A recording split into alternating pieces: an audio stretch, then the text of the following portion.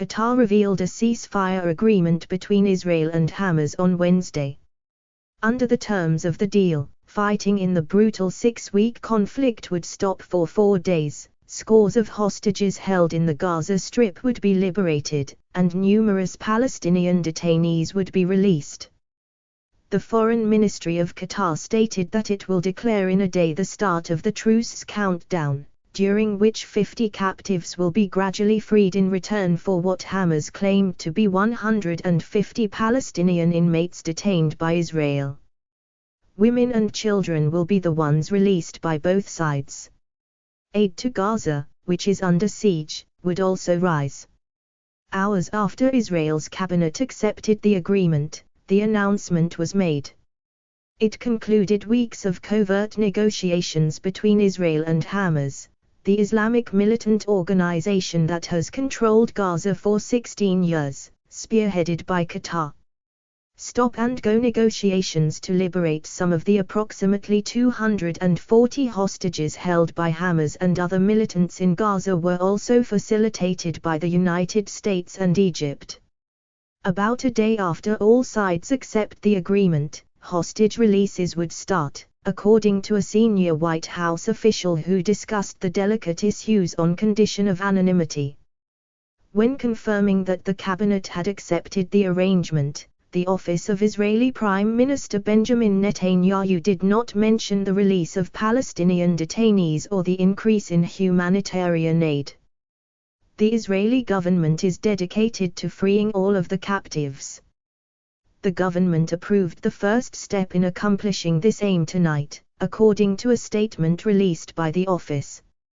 Netanyahu declared that the fight against Hamas would begin after the truce expired before the cabinet vote, which followed a 6-hour meeting that continued into the early morning hours.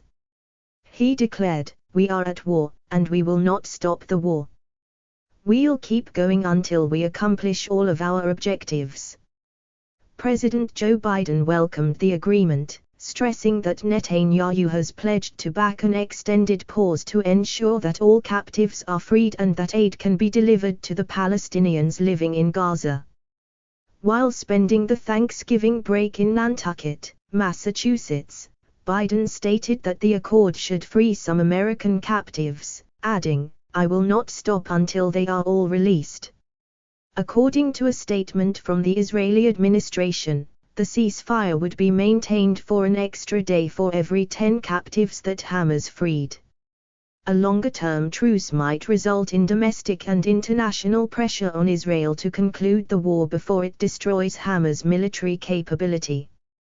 The International Committee of the Red Cross has stated that it is prepared to support any Israeli-Hamas military exchange. Earlier this week, Red Cross President Mirjana Spoljaric met with Ismail Haniyeh, the political head of Hamas in Qatar, and other political figures from Qatar.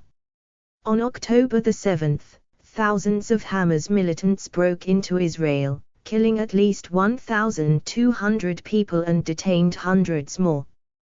This marked the start of the conflict. The majority of the victims were civilians. Qatar revealed a ceasefire agreement between Israel and Hamas on Wednesday. Under the terms of the deal, fighting in the brutal 6-week conflict would stop for 4 days. Scores of hostages held in the Gaza Strip would be liberated, and numerous Palestinian detainees would be released. The Foreign Ministry of Qatar stated that it will declare in a day the start of the truce countdown, during which 50 captives will be gradually freed in return for what Hamas claimed to be 150 Palestinian inmates detained by Israel. Women and children will be the ones released by both sides. Aid to Gaza, which is under siege, would also rise. Hours after Israel's cabinet accepted the agreement, the announcement was made. It concluded weeks of covert negotiations between Israel and Hamas, the Islamic militant organization that has controlled Gaza for 16 years, spearheaded by Qatar. Stop-and-go negotiations to liberate some of the approximately 240 hostages held by Hamas and other militants in Gaza were also facilitated by the United States and Egypt. About a day after all sides accept the agreement, hostage releases would start, according to a senior White House official who discussed the delicate issues on condition of anonymity. When confirming that the cabinet had accepted the arrangement, the office of Israeli Prime Minister Benjamin Netanyahu did not mention the release of Palestinian detainees or the increase in humanitarian aid. The Israeli government is dedicated to freeing all of the captives. The government approved the first step in accomplishing this aim tonight, according to a statement released by the office. Netanyahu declared that the fight against Hamas would begin after the truce expired before the cabinet vote, which followed a 6-hour meeting that continued into the early morning hours. He declared, "We are at war, and we will not stop the war. We'll keep going until we accomplish all of our objectives." President Joe Biden welcomed the agreement, stressing that Netanyahu has pledged to back an extended pause to ensure that all captives are freed and that aid can be delivered to the Palestinians living in Gaza. While spending the Thanksgiving break in Nantucket, Massachusetts, Biden stated that the accord should free some American captives, adding, "I will not stop until they are all released." According to a statement from the Israeli administration, the ceasefire would be maintained for an extra day for every 10 captives that Hamas freed. A longer-term truce might result in domestic and international pressure on Israel to conclude the war before it destroys Hamas' military capability. The International Committee of the Red Cross has stated that it is prepared to support any Israeli-Hamas military exchange. Earlier this week, Red Cross President Mirjana Spoljaric met with Ismail Haniyeh, the political head of Hamas in Qatar, and other political figures from Qatar. On October 7, thousands of Hamas militants broke into Israel, and killed almost 1,200 people and detained hundreds more. This marked the start of the conflict. While women, senior people, and young children were among the hostages, the majority of the victims were civilians. In retaliation, Israel launched weeks of horrific bombardment on Gaza, which were succeeded by a ground invasion that started more than 3 weeks ago. The Health Ministry reports that over 11,000 Palestinians have died as a result of the Israeli offensive in the territories controlled by Hamas. It does not distinguish between militants and civilians, despite the fact that women and children account for about 2/3 of the deceased. Israel claims to have killed thousands of Hamas militants. There is a humanitarian crisis with shortages of food, medication, gasoline, and other essential supplies across the territory as a result of the invasion, which has left much of northern Gaza, including Gaza City, completely destroyed and forced 1.7 million people to flee their homes. Rejecting mounting international criticism, Israel has promised to keep going until it eliminates Hamas's ability to rule militarily and frees all hostages. Gaza has been administered by Hamas, an Islamic terrorist group dedicated to destroying Israel since the internationally recognized Palestinian Authority was overthrown in 2007. Any hostage return might be a source of hope for Israel, a nation enthralled with the suffering of its inmates. Interviews with the families of the hostages, who include little children, women, and elderly individuals with health concerns, are all over the airwaves. In Israel, the families have grown to be a formidable force, organizing large-scale protests and marches to put pressure on the government to allow their loved ones to return home. Their headquarters is in a central Tel Aviv area, where poignant exhibits such as a long white table with chairs for all 240 captives are intended to maintain public awareness of their predicament. However, the agreement arrangement may work against Israel in several ways. Any break in hostilities would allow Hamas and its enigmatic leader, Yahya Sinwar, to gather their forces after suffering significant casualties in the fighting, remarkably if Hamas prolongs the conflict by releasing more hostages. Israel says it has destroyed elements of Hamas's underground tunnel network and killed thousands of Hamas fighters.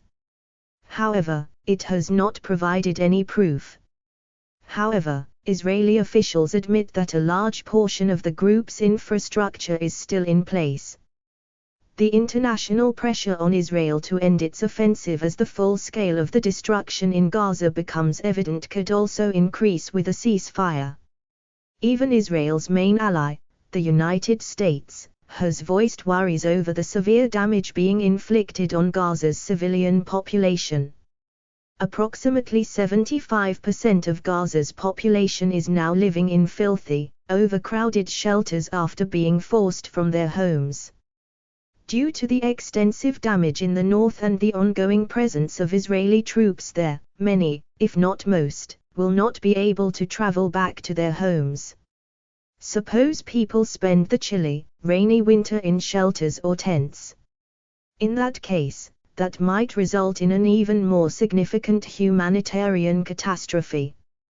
Furthermore, there is a chance that the uneven release of hostages in Israel would cause animosity between the relatives of the liberated and the captives. For example, soldiers will probably be among the last people released.